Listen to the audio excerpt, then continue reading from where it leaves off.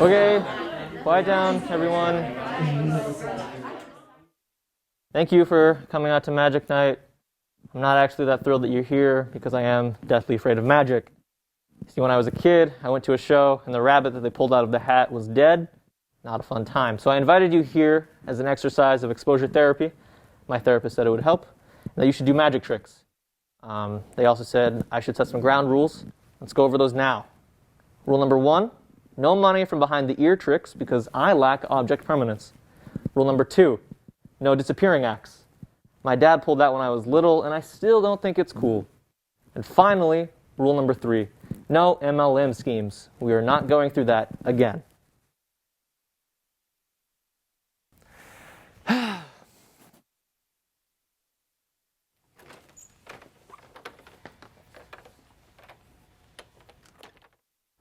Now, if you'll excuse me, I feel a panic attack coming on, so I'll be in the back.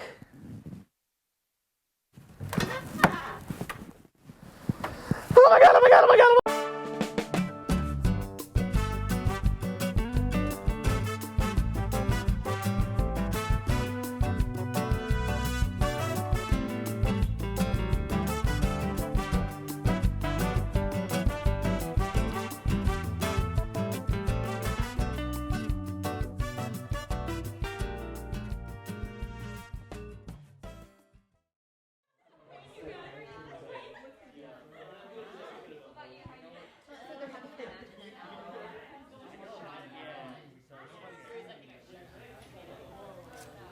Is this your card? Well, yeah, it actually is, huh? How'd you do it? Well, a magician never tells her secrets. Oh, come on. I'm also a magician, so it barely even counts. Then you should know. Look, I get it. You're a new magician, you gotta play by the books, but sometimes you gotta live a little bit. Okay, how about this? If you tell me how you did that trick, I'll teach you one of my tricks. Well, okay, it's actually quite simple. All you We have got to do him. is... Magic police, put your wands down. What? Special Agent Alec Kazam with the NPD. This is my partner, Ali Kadabra. You're under arrest. What? A magician never reveals their secrets, you know this. Kidding me? You also know your rights, so put your cards down and prepare to be detained. They're magic-proof, sicko. And before you go, what's that behind your ear? The law. Good one. All right, so come on. Another good day at the office. I love my job.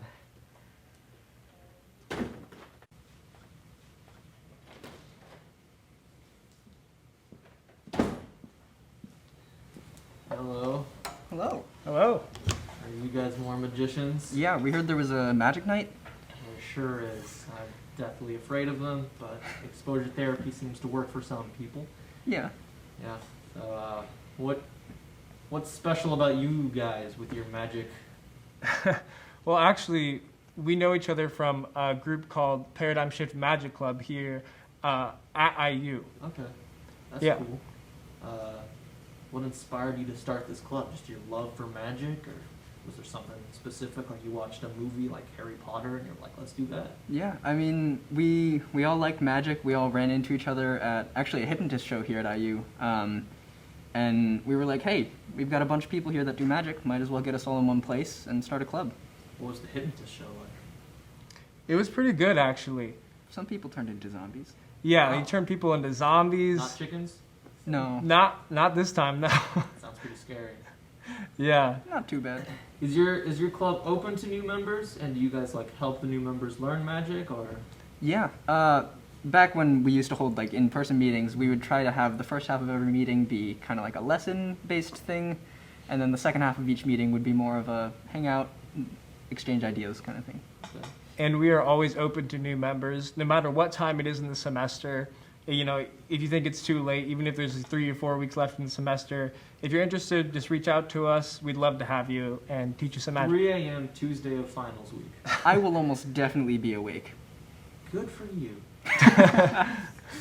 So like if I showed up, I did a trick, and I got really scared, would you guys help comfort me? Yeah, definitely. I mean, making mistakes is part of every learning journey. I mean, I've made a ton of mistakes while I'm performing and learning, so it's perfectly normal. That's good. Years ago, and this is one of the many reasons why I'm really scared of magic. My dad, he was a magician, and he pulled a disappearing act. Oh. Has not come back. So could you guys make him reappear? I think experimentation on live subjects is illegal now in the U.S., right? Yeah, they banned that. Yeah. So Wow. we can't actually do Should that probably legally. tell Penn and Teller. 'Cause I feel Yeah, like there's they've kind of got to deal with the government. They have their own thing going on. They got kicked yeah. out of the Magic Society, actually. So Really? yeah. True story. Huh. So what are your thoughts? This is a great movie in my opinion. On Now You See Me Too. That was a pretty good movie. A lot of it was actually done on set. They had someone from a local magic club that actually came in to teach some of the actors some real magic. So a lot of it was pretty authentic. They used CGI for a couple shots where they might stretch some truths a little, make it a little bit easier for the camera to follow, but most of it was practical effects. That's cool. Yeah, Now You See Me does a really good job of mixing practical and CGI effects to where if I showed you it in real life versus you watching it on the movie screen, you'd get basically the same feeling. They just take some steps out of it that make it seem more impossible. And also what's really interesting is a lot of magic movies or even TV episodes that have a magician in it or somebody doing magic, there'll usually be a magician on set teaching them those moves, or a lot of times they'll show somebody's face with a deck of cards and it'll go down to their hands and it'll be the magician's hands. Okay. It'll go back and forth and you can't tell. Think of like a stunt double, but just for your hands. Wow. Yeah. Do you guys stick around for that post-credit scene? Maybe. I'm not really sure. It was a while ago. Yeah, you always got to stick around for post-credit. Yeah, scene, of course. Especially a Marvel movie. Yeah, especially. You guys are magicians. I gotta face my fears. Can you do some tricks for me? Yeah, sure. I can start off with something pretty simple. Okay. You know what this is, right? I think I do. It's a Rubik's Cube, right? Just Yeah. a toy, right? So nothing to be afraid of. You've probably seen these all over the place as you've grown up, right? Have you ever seen that thing on an iPhone where if you shake it, it undoes? I have. Right?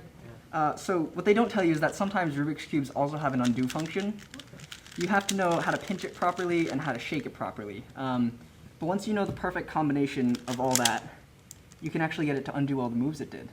Which, it's just a toy. I don't know, man. It's just an undo button. It's just part of the function. That's all right. Bringing up memories of my dad. Well, let's try something else. Did you use your imagination a lot as a kid? Like All the- imaginary all friends, the that kind of time. thing? I still talk to them to this day. So you have a pretty good imagination, right? It's amazing. So if I told you that a Rubik's Cube could only be mixed mathematically 20 moves away from solved, you could probably imagine that, right? Sure. It would feel like a really low number, though, I right? feel like I would imagine bigger, but sure. In Yeah, this scenario, I mean, we can I'll go visualize it. So we'll Yeah. try to get it to about 20 moves. And once we get it to about 20 moves, you can probably imagine it at about 20 moves, right? Because it's right here in front of you. Pretty easy to visualize and imagine if it's right there in front of you, right? So I want you to imagine it at 20 moves. And then I want you to imagine it going down to 10, 10, and then down to 5, 5. and then down to 1 move. Okay. And then I want you to imagine it solved in your head. It's solved in my head, and it's solved in your hands. That's Yeah, it's your imagination. You used it a lot as a kid. Now it's just super powerful. yeah. It's a really cool tool. I didn't do anything. That was all you. It's all me. All you. What about you? You got any tricks? Yeah, so that was a cube trick. I'll show you a trick with cards to try to ease your fear, since that's the most popular form of magic, right? And I'll put it in a gambling type of style to try to remove it from magic as much as possible. Okay. So one day I was at a carnival, and this guy said, "Step right up. Every statement you make wrong, you owe me $10. Every statement you make right, I owe you $10.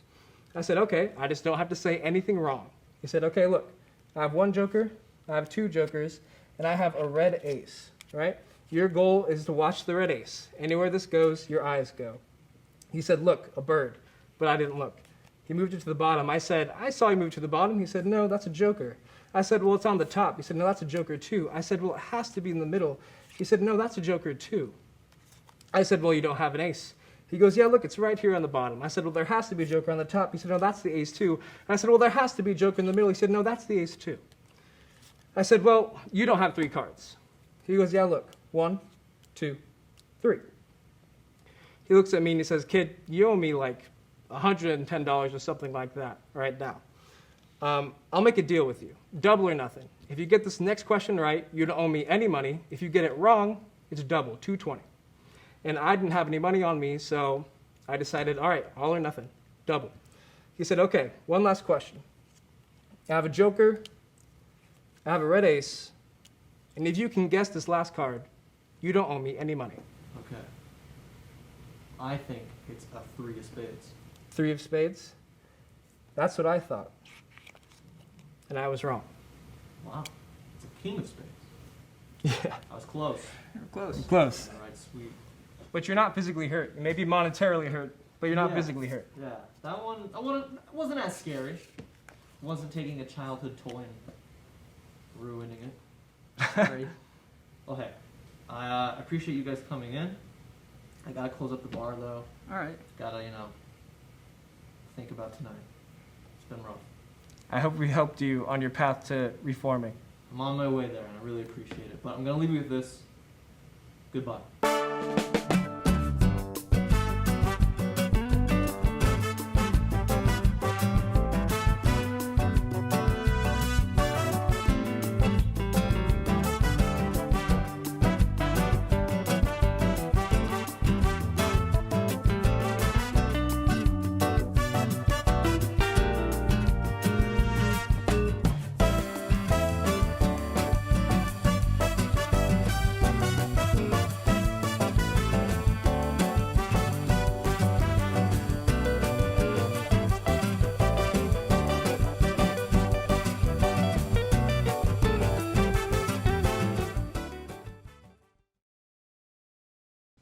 Hi there.